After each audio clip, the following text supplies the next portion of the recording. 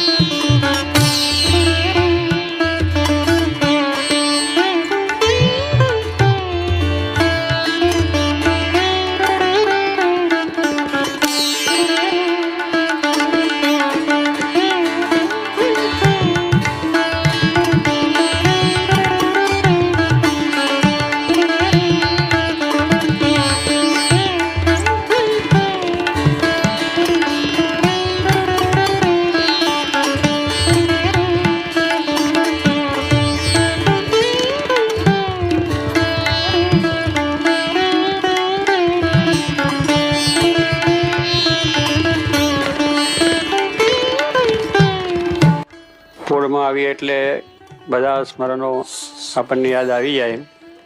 કારણ કે અહીંયા રહ્યા છે ઘણું, એટલે હમણાં વાત કરી એમ સ્વામી શાસ્ત્રી મહારાજ, યોગીજી મહારાજ અને બધા મોટા મોટા સંતો એમને પધાર્યા છે, ખૂબ રહ્યા છે, વાર્તા ભજન કરી છે. પૂરને ખૂબ ખૂબ લાભ આપ્યો છે અને પૂરના બધા ભક્તોએ પણ ખૂબ જ લાભ લીધેલો છે. અને આ એક પૂર મહાપ્રસાદી થઈ ગઈ. આપણને જો સમજાય તો એનો મહિમા અપરંપાર છે. શાસ્ત્રી મહારાજ જેવા પુરુષ, ભગવાનના અખંડ ધારક, જેને અક્ષર પુરુષોત્તમનું જ્ઞાન આપ્યું, મહારાજનો મહિમા વધાર્યો અને દેશો દેશની અંદર ડંકો માર્યો છે. અને ત્યારે યોગીજી મહારાજ પણ એવા સમર્થ સંત કે જેને આ બધા મંડળો સ્થાપ્યા અને હજારો માણસોને સત્સંગ પણ કરાયો, આવા સંતો પણ કર્યા. એટલે એ મહાન પુરુષોનો મહિમા આપણને સમજાય તો બે પાર્થિયા તેવા પુરુષ અહીંયા જ. ત્યાં ભગવાનને સંત બેઠા એ તીરથ છે. એટલે તમારે તો આ છે ને ઘરે બેઠા ગંગા ડૂબકી મારવાની છે, પણ પેલું કાંઠે બેઠા હોય પણ જાય નહીં નાવા, એમ આપણે એવું કરવાનું નથી. આપણે તો કાયમ અહીં દર્શન કરવાના છે. અહીંયા દર્શન કરીને તમારે જવું, પણ કહેવાનું શું કે આ જો મહિમા છે તો તીર્થ દરરોજ તમારે તીર્થ, દરરોજ ગંગાનું સ્નાન. એટલે આ ફૂડ તો બધી રીતે પ્રસાદીની છે, સત્સંગની રીતે, સમર્પણની રીતે, સેવાની દ્રષ્ટિએ, મહિમાની દ્રષ્ટિએ અને ભજન કીર્તન કથા વાર્તા કરવામાં બધી રીતે લાભ લીધો છે. તો અમને જેમ કહ્યું આપણે ડૉક્ટર સ્વામી, મહંત સ્વામી, ઈશ્વર સ્વામી બધાએ કે મહાપ્રસાદીનું સ્થાન છે તો અહીંયા આવું અને બધાએ આ મહારાજના દર્શનનો લાભ લેવા અને માનતા બધાએ રાખો છો ચાદર ઓઢાડવાની તે રાખજો. તો એક જ ચાદરમાં કામ થઈ જાય આપણું. હવે ચાદરનો મહિમા છે એટલે ચાદર ભગવાનના ઢોલિયા પર ઓઢાડી દેવી, એટલે કોઈને સુખ દુઃખ કંઈક પણ માનતા હોય એક ચાદરમાં કામ થશે. તો એ પ્રમાણે બધા દર્શન કરી મહિમા સમજી દંડવત કરી અને કરજો. મારા દરેકના સંકલ્પ કરા કે પૂર્ણમાં બધા સુખી થાય, તને મને ધને અને ખૂબ સત્સંગ થાય એ પ્રાર્થના.